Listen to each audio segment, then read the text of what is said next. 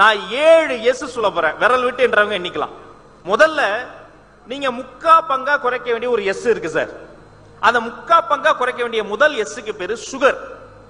சர்க்கரையே போடாம குடிக்கமாங்க, வேண்டாம். முக்கா சர்க்கரை போட்டு காஃபி இன்னில இருந்து குடிச்சு பாருங்க. முதல் 2 நாள் ஒரு மாதிரி இருக்கும், ஆனா உடம்பு 3ஆம் நாள்ல இருந்து அதுக்கு அடாப்ட் ஆயிடும். ரெண்டாவது எஸ், அரை பங்கா குறைக்க வேண்டிய ஒரு எஸ் இருக்குங்க, அதுக்கு பேர் சால்ட். அரை உப்பு போட்டு நீங்க சாம்பார் சாப்பிடுங்க, அரை உப்பு போட்டு கீரை சாப்பிடுங்க, அரை உப்பு போட்டு ஒரு புடலங்காய் சாப்பிட்டு பாருங்க. ஒரு நாள்ல உங்க உடம்பு வந்து நீங்க ரொம்ப ஆரோக்கியமா ஃபீல் பண்ணுவீங்க. உங்களுக்கு வேர்க்கும் போது கஷ்டமா இருக்காது, வேர்த்தா நல்லா இருக்கும். மூணாவது, நீங்க வந்து 1/4 பங்கா குறைக்க வேண்டிய ஒரு எஸ் இருக்குங்க. அந்த எஸ்க்கு பேரு ஸ்ட்ரெஸ். என்ன வந்தாலும் ஒரு ஸ்ட்ரெஸ் வந்துரும் தெரியுமா? ஃபங்க்ஷனுக்கு டைமுக்கு வரலனா ஒரு ஸ்ட்ரெஸ், டைமுக்கு வந்த பிறகு அது வந்து டைமுக்கு மத்தவங்க வரலனா ஒரு ஸ்ட்ரெஸ். எந்த ஸ்ட்ரெஸ்ஸா இருந்தாலும் 15 நிமிஷத்துக்கு மேல அதை பத்தி யோசிக்க கூடாது. உட்கார்ந்துடலாம் ஒரு 1/4 மணி நேரம் அதை பத்தி யோசிக்க போறேன், நல்லா 1/4 மணி நேரம் பெருமிச்சலாம் விட்டுட்டு அதுக்கப்புறம் அதை பத்தி யோசிக்கவே கூடாது. 4வது எஸ், முக்கியமான எஸ், ஜீரோ ஆக்க வேண்டிய ஒரு எஸ் இருக்குங்க. மொத்தமா கட் பண்ண வேண்டிய ஒரு எஸ் இருக்கு. அந்த எஸ்க்கு பேரு ஸ்மோக்கிங். எப்பவோ ஏதோ வயசுல யாரோ ஒருத்தர் வந்து கத்து கொடுத்த ஒரு பழக்கம். நாம சும்மா தான் இருப்போம், ஒரு ஃப்ரெண்டு வேணும்ட்டே நம்ம முன்னாடி அடிச்சு அடிச்சு விடுவான் தெரியுமா? நாம வந்து வேண்டாம் வேண்டாம்னு நீ அடிச்சு பாரு அப்படிமா.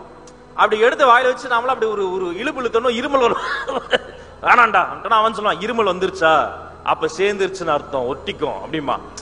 அது வந்து ஏதோ ஒரு பயங்கரமான ஒரு பாக்ஸிங் கத்து தர மாதிரி கத்துருவாங்க. ஆனால் யாரோ ஒருவனால் ஆரம்பித்த அந்த ஸ்மோக்கிங்கை உங்கள் வீட்டில் இருக்கக்கூடிய மகனுக்காக, மகளுக்காக, பேர பிள்ளைகளுக்காக இன்னைக்கே தலையை சுத்தி தயவு செய்து தூக்கி வீசுங்க.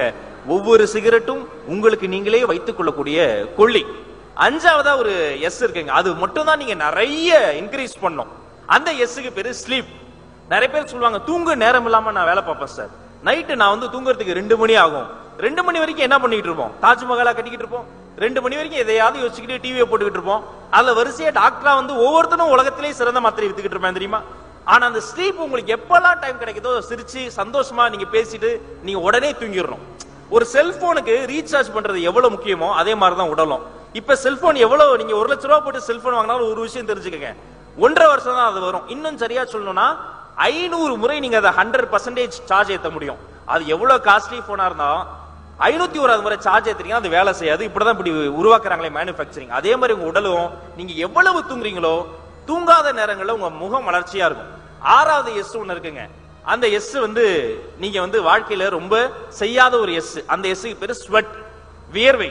ஒண்ணும் வேணாம், வீட்டுக்குள்ளேயே சும்மா ஒரு 4 வாட்டி குதிங்க, ஹாலுக்குள்ளாரே ஒரு 8 போட்டு நடங்க, லிப்ட்ல ஏறுறோம் இறங்கும் போது படி வழியா இறங்குங்க, காலை நேரத்துல முடிஞ்சா வாக்கிங் போங்க, பனியா இருக்கு, சாயந்தர நேரத்துல முடிஞ்சா வாக்கிங் போங்க, தூசியா இருக்கு, வீட்டுக்குள்ள கதவை சத்திரி வீட்டுக்குள்ளேயாவது ஓடி ஓடி ஓடி ஓடி ஒரு சுவருக்கும் இன்னொரு சுவருக்கும் இடையில ஒரு பந்து ஓடும் பாருங்க, அப்படி ஓடுங்க. ஒரு வெள்ளைக்கார மனப்பான்மை என்ன தெரியுமா? வேர்த்தா நமக்கு பிடிக்காது. வேர்த்தா அதுக்கு நிறைய வச்சிருப்போம், கர்ச்சீஃப் வச்சிருப்போம், ஏசி போட்டுக்குவோம், ஒரு ஃபேன் வச்சுக்குவோம். இப்பெல்லாம் கையோட ஃபேன் வந்துருச்சு தெரியுமா? இவ்வளவும் இதுக்கு அந்த வேர்வை வந்து வந்துடக்கூடாது. ஆனா உண்மையிலேயே வேர்வை வழியா தான் டாக்ஸின்ஸ் வெளியேறுது. எத்தனை எஸ் சொல்லியிருக்கோம்? 5 எஸ் சொல்லியிருக்கோம். 6வது எஸ் ஸ்வெட். முக்கியமான ஒரு எஸ் இருக்கு. இந்த எஸ் வந்து நீங்க வந்து அடிக்கடி செய்யறது. அந்த எஸ் என்ன? இன்னும் ஒரு எஸ் இருக்கு, யாராவது சொல்லுங்க. எஸ்னா சாப்பாடு. தெய்வமே,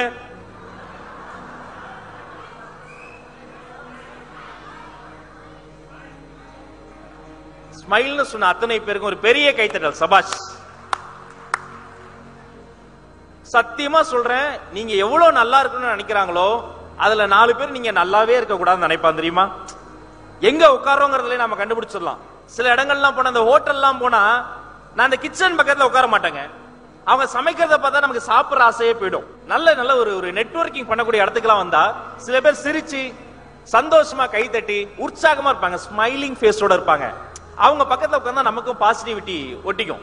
சில பேர் அவங்களும் சிரிக்க மாட்டாங்க, இடி விழுந்த இருளாண்டி மாதிரி இருப்பாங்க.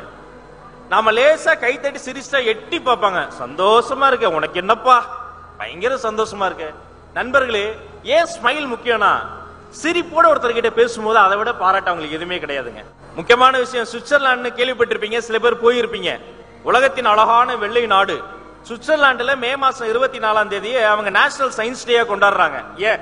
அன்னைக்குதான் அவங்க நோபல் பரிசு வாங்கினாங்களா, சுதந்திரம் வாங்கினாங்களா? ஒண்ணும் கிடையாது. 2004ஆம் ஆண்டு மே மாதம் 24ஆம் தேதி அந்த ஊருக்கு ஒருத்தர் ஒரு 5.5 மணி நேரம் வந்துட்டு போனாரு. அது நேஷனல் சயின்ஸ் டே கொண்டாடுறாங்க. வந்து போன மனிதரின் பெயர் ஐயா APJ Abdul Kalam. Switzerland national science day கொண்டாடுகிறது. காலையில எழுந்தோன்னா ரயில்வே ஸ்டேஷன் போய் பேப்பர்லாம் வாங்கிட்டு வீதி வீதியாக சென்று வீடு வீடாக சென்று அந்த பேப்பரை போட்ட ஒரு சின்னஞ்சிறு சிறுவன் அதே பேப்பரின் தலைப்பு செய்தியாக வந்த வரலாற்றின் பெயர் ஐயா ஏபிஜே அப்துல் கலாம். இப்பதான் முக்கியமான கேள்வி. நம்ம தமிழ்நாட்டு மண்ணில் பிறந்து கவர்மெண்ட் ஸ்கூல்ல படிச்சு ஒரு நாளைக்கு 2 வேளை தான் அவங்க ரொட்டி சாப்பிடுவாங்க. அக்னி சிறகுகள் அந்த இடத்த படிக்கும் போது அழுதுட்டேன். அதுல கருகி போன ரொட்டியை அவங்க அப்பா எடுத்து சாப்பிட்டு வரான் டெய்லி. ஏன்பானா எனக்கு கருகின ரொட்டி பிடிக்கும்னு சொல்றாரு. அவர் தூங்கும் போது கலாம் கேட்கிறாராம், வாப்பா உண்மையிலேயேவா உங்களுக்கு கருகின ரொட்டி பிடிக்கும்? அதுக்கு அவங்க அப்பா சொல்றாராம், மகனே இந்த கருகின ரொட்டி உங்க அம்மா வேணும்னே சுடல, நம்மள மாதிரி அவங்களும் வெளியில வேலையெல்லாம் பார்த்துட்டு போய் பல வீடு போய் வேலை பார்த்து வீட்டுக்கு கஷ்டப்பட்டு சமைக்கிறாங்க. ஒரு கருகின ரொட்டி சாப்பிட்டா என்னுடைய வயிறுக்கு ஒண்ணுமே ஆகாது. நான் ஒரே ஒரு வார்த்தை திட்டிட்டு அவங்க அம்மா மனசு காயப்படடான்னு சொன்னாரு.